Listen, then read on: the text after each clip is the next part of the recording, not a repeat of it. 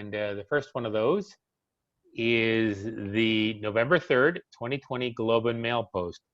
Broadcasting bill targets online streaming services. And it notes that the federal government has tabled changes to the Broadcasting Act that it says will require online streaming services like Netflix and others to pay taxes as much as $830 million a year, which will go toward Canadian content starting in 2023.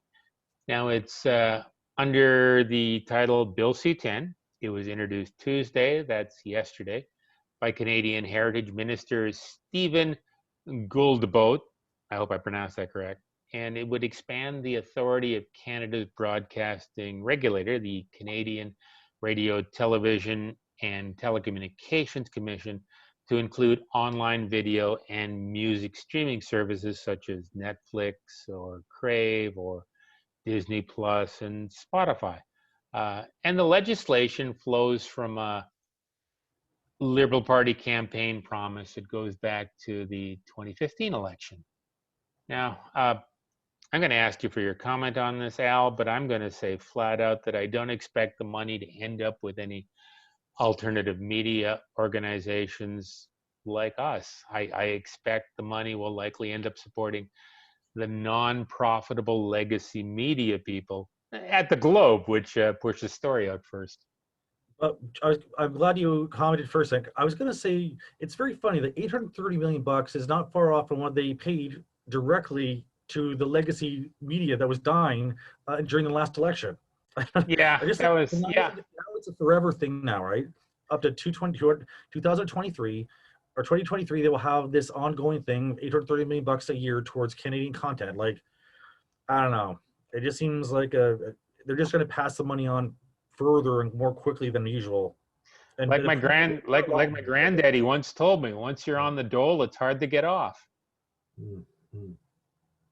The next piece is the coming up here.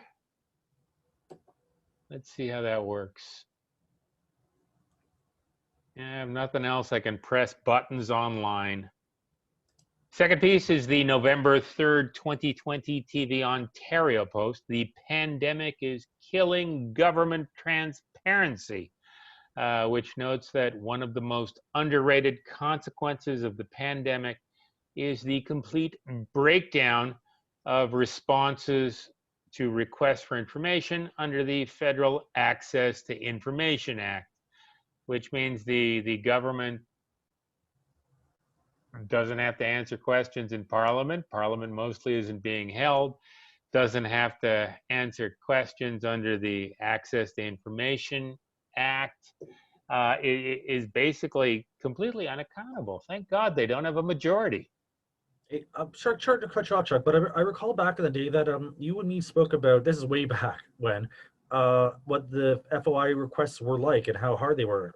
What's that like in reality, though, like back then? I've actually filled out a few, mostly for stories related to the aerospace industry. I did back in 2016, 2018 period. Yeah. I actually find them reasonably easy to fill out. You paid, I think it was $5, maybe a little bit more. That's not bad. and you had 3 or 4 pages of paperwork to fill out, and you sent them out, and they usually get back to you during that period, during the first Trudeau term. They get back to you generally within a couple of days. They tell you when it was available. My biggest successes have been from access to information requests, where the guys sent back an answer saying, you know, we declassified that 6 months ago or something like that, and it's available online here. My biggest challenges were for documents like there was a Canadian Space Agency paper that was written by a friend of mine at a company called Continuum Aerospace in 2010. And it included contributions from a number of other companies. And in order to get that released, each company had to sign off to guarantee that there was no proprietary corporate information involved in the documentation. Yeah. And that took about 6 months. That was sort of the longest one. So there was certainly a challenge there. There was certainly checks and balances.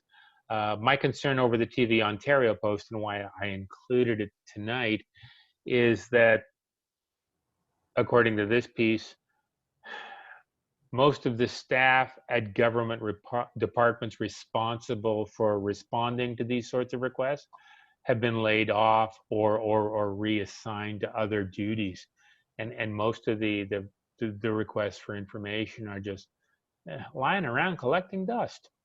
Or denied then, I noticed from the article too. Yeah, We're just not doing it. I kind of felt that's what they were saying, like we're just not doing it, or kind of thing, like we don't have it or we're not looking. Like yeah. it didn't No, we don't want to anymore. yeah, we love to help you out, but we probably won't. Yeah, I would say that these requests have been useful. According to the article, information uncovered through Freedom of Information requests has changed policy, ousted officials, and reopened criminal cases. I wonder if they have anything in there about we. Uh, it's definitely affected positive changes, and it's been completely hung out to dry by the current ruling Liberal Party, specifically the Liberals say because of the pandemic, and I don't think that that's right. Well, I mean, once they shut down the country, they can say whatever they want, right? Yeah, absolutely. I mean, we can't find the data ourselves. We have to make a freedom of information request, and that'll be denied. Oh, exactly, because we're too busy for this kind of crap. But the thing Yeah. is that the we thing is a big deal as well, as people know, but you know what? No one really cares. I agree.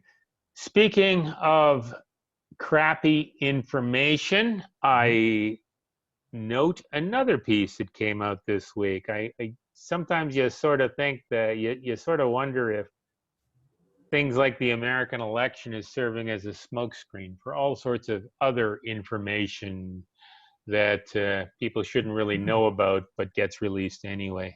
For this, I noticed the November 2nd, 2020 Ottawa Citizen Defense Watch post. Canadian military wants to establish new organization to use propaganda and other techniques to influence Canadians. And up until now, the Canadian military has been restricted from pushing out propaganda that serves its interest, at least to the American public. No longer. Yeah, do you mean Canadian public or American public? No, Canadian public. The Yeah. Americans went through the same process a couple of years earlier. But the Canadian military has not really been able to lobby the Canadian public for military equipment or the sort of military friendly leaders that our generals and admirals need to ensure their job security until now. Now, evidently, they can do it. The initiative also proposes the creation of a new research capability established to analyze and collect information from the social media accounts of Canadians, non-governmental organizations, industry, and the news media. That to me isn't necessarily anything special. They're advocating the creation of a specific independent department so they no longer have to buy the information from Google and Facebook. And I think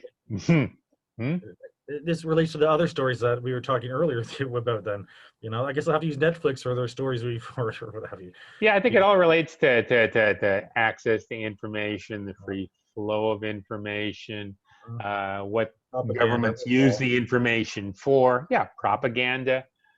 I find this quite frightening. Our government can tell us anything. There's no checks and balance in places, so we can verify their story, and just off they go. Our final story tonight, before we get into our interview, is at least not related to propaganda. It's the November 3rd, 2020 Science and Enterprise post. Let me see if I can bring it up here right now. under the title, there it comes. Venture rounds, IPOs, mergers vanish in election week. It notes that nationwide jitters in the US appear to be affecting venture capital activities during this election cycle. So this is not propaganda, just so I can be clear then. No, this is a tracking of statistics and Yeah. facts and figures. The original source for the story is a November 2nd, 2020 Crunchbase post. November 3rd, but that's fine. Like, Yeah, November 2nd, 2020 Crunchbase post. How this week's VC funding freeze compares to election years past.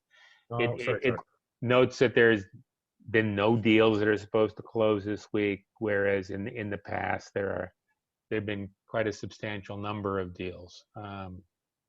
No funding slowdown during the 2016 and 2012 presidential elections. No slowdowns during the 2018 and 2014 midterm congressional and Senate elections, but everything is ground to the stop. This time, people argue that some of it's COVID, some of it's the obvious hatred between the two people vying for public office. I thought I would notice that there was a lot of the people investing. They seem to have a certain political leaning to them, who they assumed would win and voted with their money towards that end. Yeah, maybe, but I think it's We'll there are line items in everybody's budget to pay off the politician. We'll say Jeff Bezos, for example. I know it's cherry picking because he's the biggest and the baddest, Yeah. but he was heavily anti-Trump. No, he was heavily invested in the Democratic Party. He was heavily invested in Biden. Yeah, I agree, and he's the richest guy in the world too. So, Yeah, I don't know. I would argue that while Silicon Valley